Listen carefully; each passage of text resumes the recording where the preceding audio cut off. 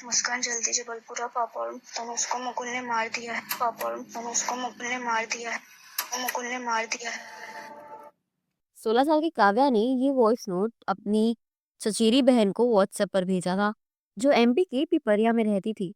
लेकिन मुस्कान ने ये वॉइस नोट 5 घंटे बाद सुना था। इस तरह का मैसेज सुनकर कोई भी शख्स घबरा जाएगा, और वही हुआ मुस्कान के साथ। उसने तुरंत भागकर ये वॉइस नोट अपने पापा को सुनाया। अपने भाई और भतीजे की मौत सुनकर, और वो भी अपनी भतीजी के मुंह से, उनके पैरों तले जमीन खसक गई थी। और जैसा कि हमें पता है कि पिपरिया और जबलपुर के बीच में 230 किलोमीटर की दूरी है, वो चाह करके भी 3 से 4 घंटे के पहले वहां पहुंच ही नहीं सकते थे। इसलिए उन्होंने जबलपुर में रहने वाले रिश्तेदारों को फोन करके इस बारे में बताया, उनको इसकी खबर करी। इसलिए लगभग 3 बजे MP police railway millennium colony पहुंची काव्या के घर।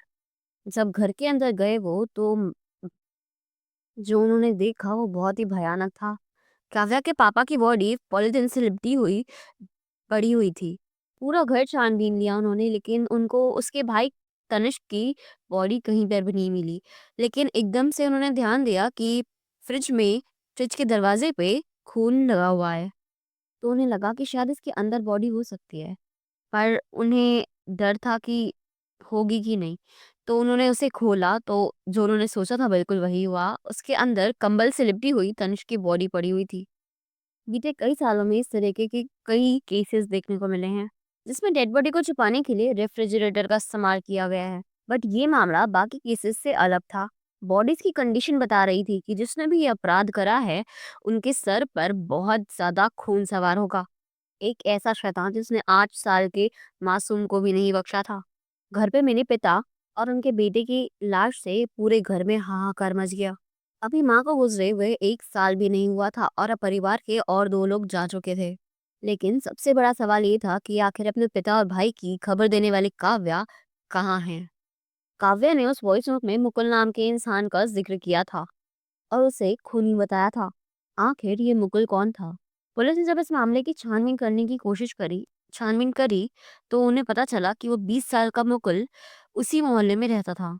उसे राजकुमार की बेटी काव्या की किडनैपिंग और रेप के केस में पुलिस ने पॉक्सो एक्ट के तहत मुकदमा दर्ज करा दिया था, और उसे जेल भेज दिया था। ये घटना 1 साल पुरानी सितंबर 2023 की है। उस वक्त काव्या 15 साल की थी। अब बात यह है कि अगर मुकुल जेल में था, तो काव्या ने आखिर उसका नाम क्यों लिया था? और उसमें भी सबसे पहला सवाल ये था कि काव्या के साथ कहीं कोई अनहोनी ना हो गई हो। पुलिस ने आसपास के सभी घरों में सारे ही सीसीटीवी कैमरास की रिकॉर्डिंग्स को खंगालना शुरू कर दिया, और फुटेजेस ऐसी मिली जो किसी को भी हैरान कर जाए। घटना के दिन सुबह 11 बजे मुकुल अपनी स्कूटी से कॉलोनी के बाहर निकलते हुए दिखाई दिया, और उसके कुछ सेकंड्स बाद ही काव्या भी बाहर जाते हुए दिखाई देती है। इस फुटेज ने कई सवाल खड़ी कर दिए थे। पहला, मुकुल आखिर जेल में था तो फिर बाहर कैसे आया? दूसरा, काव्या मुकुल के पीछे पीछे क्यों गई, जबकि मुकुल के ऊपर काव्या की ही किडनैपिंग और रेप का केस दर्ज था? इन सवालों के जवाब के लिए पुलिस ने जब मुकुल की केस हिस्ट्री निकाली, तो राज निकला कि मुकुल और काव्या रिलेशनशिप में थे, और सितंबर 2023 में दोनों भागकर भोपाल चले गए थे। लेकिन काव्या के पिता के कंप्लेन पर पुलिस दोनों को पकड़कर वापस जबलपुर ले आती है। काव्या के नाराज पिता मुकुल को पॉक्सो एक्ट के तहत उसे जेल भिजवा देते हैं। लेकिन ट्रायल के वक्त काव्या अपने पिता के खिलाफ बयान देते हुए कहती है कि वो अपनी मर्जी से मुकुल के साथ गई थी, और उसके साथ मुकुल ने कुछ भी गलत नहीं किया। काव्या के दिए गए इस बयान के आधार पर कोर्ट मुकुल को रिहा कर देती है। अब पुलिस के सामने सब कुछ क्लियर था। अब इन्वेस्टिगेशन जब शुरू हुई, तो मुकुल और काव्या जबलपुर रेलवे स्टेशन की सीसीटीवी फुटेज में दिखाई दिए। ये लोग प्लेटफॉर्म नंबर 1 से घुसते हुए दिखाई दिए गए, लेकिन 10-15 मिनट बाद ही ये लोग प्लेटफॉर्म नंबर 3 से वापस निकलते हुए दिखाई दिए। एक्चुअली में इन्होंने ये ड्रामा पुलिस को चकमा देने के लिए किया था। पुलिस ये समझ चुकी थी कि भले ही ये लोग कम उम्र के थे, लेकिन दिमाग शातिर था। इसके बाद ये दोनों बस स्टैंड पर दिखाई दिए। जांच करने पर पता चला कि ये कटनी जाने वाली बस पर चढ़ने वाले थे, लेकिन ये दोनों इतने शातिर थे कि सिर्फ 90 किलोमीटर का रास्ता तय करने के लिए इन्होंने कई बसेस बदली थी। पुलिस की टीम जब तक कटनी पहुंची, ये लोग वहां से भी जा चुके थे, लेकिन कहाँ इसका पता नहीं चल पा रहा था। दोनों के मोबाइल नंबर सर्विलेंस पर लगे होने के बावजूद भी उनकी एग्जैक्ट लोकेशन नहीं पता चल पा रही थी। क्योंकि वो इंटरनेट के लिए पब्लिक वाईफाई का यूज कर रहे थे। पब्लिक वाईफाई का यूज करके मुकुल जैसे ही अपना नेट ऑन करता या कोई ट्रांजैक्शन करता, तो सारी डिटेल उस पब्लिक वाईफाई की डोमेन पर चली जाती। तो उस डोमेन की लोकेशन पुलिस तक पहुंच जाती, ना कि उनके मोबाइल फोन की। तो इसी वजह से किसी भी टाइप का डिजिटल फुटप्रिंट पुलिस के हाथ नहीं लग पा रहा था। काव्या के फादर और भाई की पोस्टमार्टम रिपोर्ट आ गई थी अब। पिता के सर पर किसी भारी हथियार से 10 बार वार किया गया था, जिससे उनका स्कल बुरी तरह डैमेज हो गया था। वहीं तनिष्क के सर पर 6 वार किए गए थे और उसे कंबल में लपेटकर फ्रिज में रख दिया गया था। बट रिगर मोटिव से पता चला था कि तनिष्क की मौत तुरंत नहीं हुई थी, उसने रेफ्रिजरेटर के अंदर दम तोड़ा था। पुलिस को पास के एरिया की एक और सीसीटीवी फुटेज मिली, जिसमें मुगल 15 मार्च की सुबह हाथ में ग्लव्स पहने घूम रहा था। इसी फुटेज में वो हाथ में पॉलिथीन और बैग लेकर काव्या के घर जाते हुए दिखाई दिया।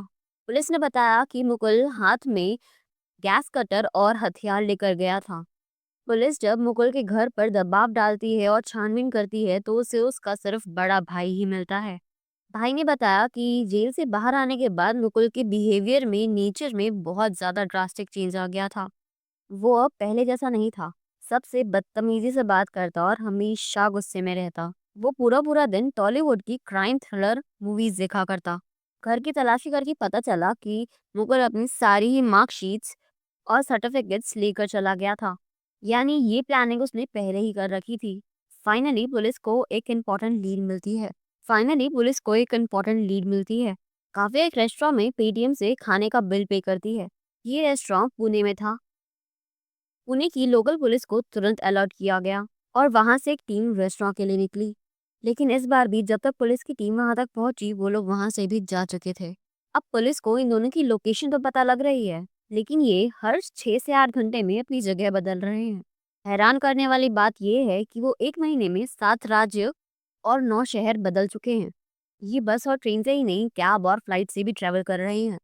कटनी, पुणे, विशाखापट्टनम, गोवा, मुंबई होते हुए इनकी लास्ट लोकेशन कर्नाटका के गुलबर्गा में मिली है।